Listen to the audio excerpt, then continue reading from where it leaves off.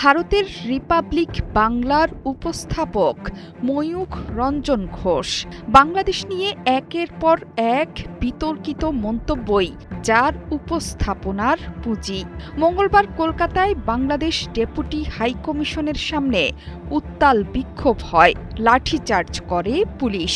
বাংলাদেশ বিরোধী কিছু ঘটলে সবার আগে সেখানে হাজির হয়ে যান ময়ূখ রঞ্জন ঘোষ। মাইক্রোফোন হাতে স্বভাবসুলভ ভঙ্গিতে এখান থেকে সেখানে ছুটে ছুটে বাংলাদেশের সমালোচনা করে যাচ্ছিলেন এই সাংবাদিক। পুলিশের মার খেয়ে হঠাৎ করে তার বুকে এসে পড়লেন একজন আন্দোলনকারী। সাংবাদিক ময়ূখও তাকে জাপটে ধরেন। শেষ পর্যন্ত ওই বিক্ষোভকারীর গায়ের রক্ত লেগে যায় ময়ূখের শার্টে। এই রক্তারক্তি ব্যাপারে আরও চড়াও হয়ে উঠলেন পশ্চিমবঙ্গের সমালোচিত এই সাংবাদিক।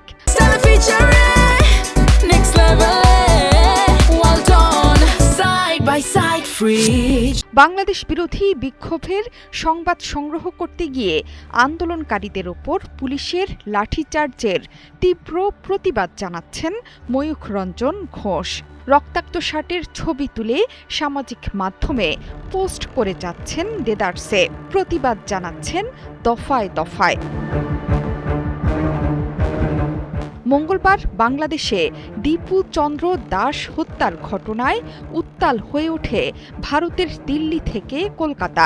দলে দলে হিন্দু সংগঠনগুলো হাজির হতে থাকে দিল্লি এবং কলকাতায় অবস্থিত বাংলাদেশি দূতাবাসের সামনে। কঠোর নিরাপত্তা বলয়ের মাঝেও ছড়িয়ে পড়ে সহিংসতা।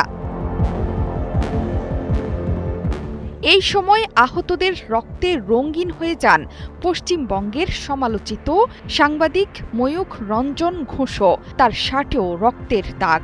সেই অবস্থায় আন্দোলনকারীদের উত্তেজনামূলক বক্তব্য নিতে থাকেন। তিনিও বাংলাদেশের সমালোচনা করতে থাকেন। মঙ্গলবার বিকেল 4টার দিকে সামাজিক যোগাযোগ মাধ্যমে তার শার্টে রক্তে রঞ্জিত হওয়ার খবর নিশ্চিত করেন ময়ূখ রঞ্জন ঘোষ। রক্তে দাগ পড়া শার্টের ছবি পোস্ট করে লিখেছেন, বাংলাদেশের হিন্দুদের জন্য প্রতিবাদ করতে গিয়ে কলকাতায় লাঠির আঘাতে সনাতনীদের রক্ত লেগে যায় তার শার্টে। নাক মুখ ফাটিয়েছে, কিন্তু তিনি একা ছিলেন না, সবাইকে তিনি জাপটে ধরেছেন।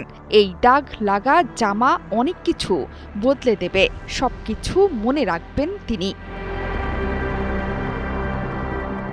বাংলাদেশের ময়মনসিংহে দীপু চন্দ্র দাস হত্যার ঘটনায় মঙ্গলবার কলকাতা এবং দিল্লিতে ছড়িয়ে পড়ে বিক্ষোভ, সহিংসতা। নিরাপত্তার জন্য ডেপুটি হাই কমিশনের প্রায় 200 মিটার দূর পর্যন্ত 3টি ব্যারিকেড দেয় পুলিশ। তবে সমাবেশ শুরুর কিছুক্ষণ পরই পুলিশের সাথে বিক্ষোভকারীরা ধাক্কাধাক্কি শুরু করে। এক পর্যায়ে প্রথম ব্যারিকেড ভেঙে ফেলে বিক্ষোভকারীরা। এই ঘটনার পর সন্ধ্যায় বাংলাদেশের উপদূতাবাসের দিকে মিছিল করেন বামপন্থী দলগুলোর নেতাকর্মীরা।